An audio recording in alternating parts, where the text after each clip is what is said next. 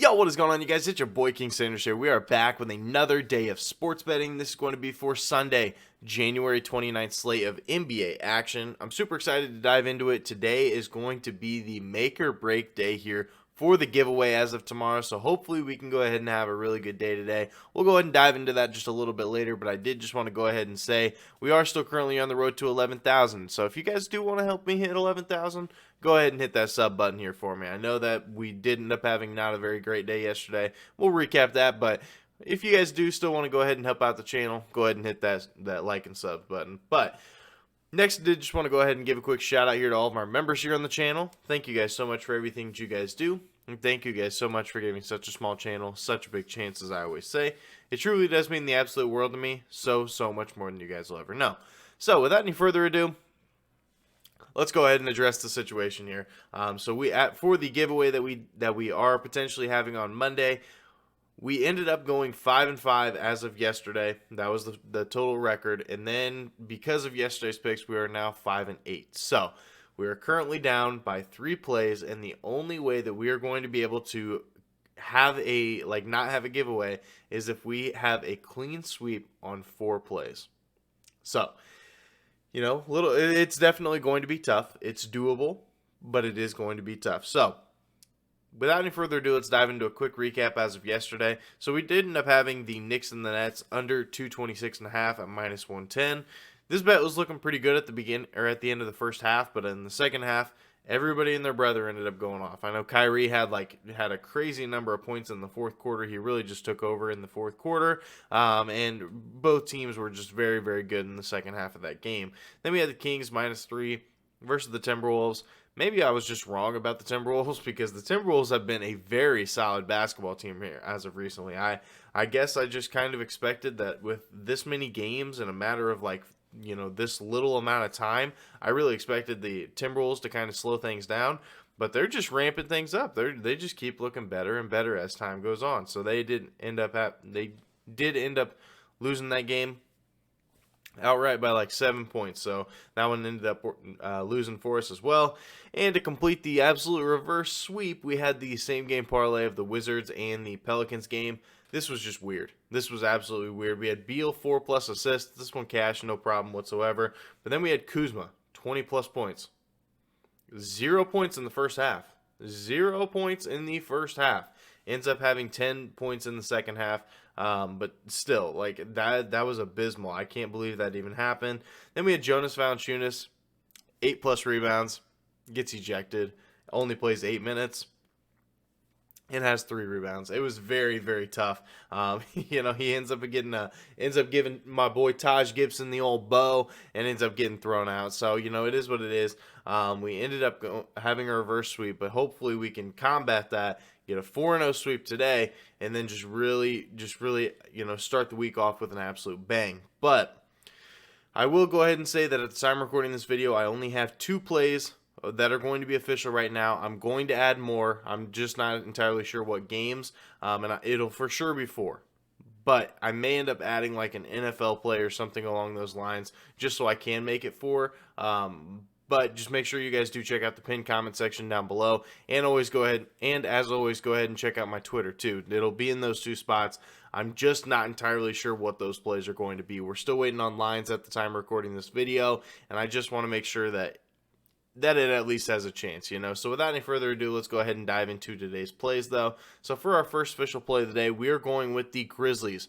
-9.5 spread here versus the Pacers at -110 odds. Now, both these teams, they are struggling. Both these teams have not necessarily been great. I'm sure you guys have seen it all over any sort of social media. The Grizzlies have not been playing great, but truly neither have the Pacers. The Pacers are 1-9 straight up in their last 10 games. They've been very, very bad here.